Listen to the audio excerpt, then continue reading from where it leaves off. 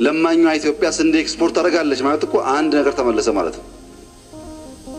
የዕዳ ጫና ያጎበጣት ኢትዮጵያ ዕዳ እየቀነሰች ነው ያለውን ኤክስፖርት አጠናክረን ዕዳዋን ዝቅ ካደረግን መጣ ማለት ነው።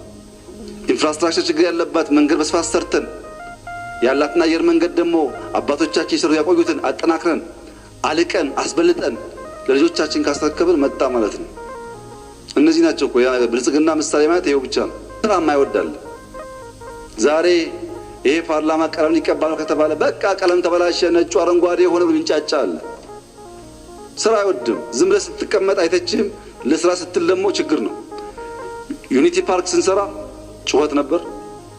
ዛሬ ሚሊየንስ ያገኘንበት ነው። መስቀል አደባባይ ስንሰራ ጩኸት ነበር። እንደምታዩት 11-12 ብትሄዱ ስንት ሰው የሚዝናናበት። ኤቭሪዌር ኒው አይዲያ ሲመጣ አይዲያ ሊገል ይነሳል። ይሄን ፋይት ማድረግ ያስፈልጋል። ትክክል አይደለም። እኛ ባለን ጊዜ ውስጥ ቀን ከማታ ሰርተን ልማት እናመጣለን። ልማትን በሰበብ አስባብ የሚያቆም ሰው መጋፈጥ ያስፈልጋል። አይቻልም። እሱ በልመና ስፕሪት በሚቀጥሉት ዓመታት አሁን ካደረግነው በላይ ተባብረን ብንሰራ ኢትዮጵያ የብልጽግና ፋውንዴሽን ትጥላለች።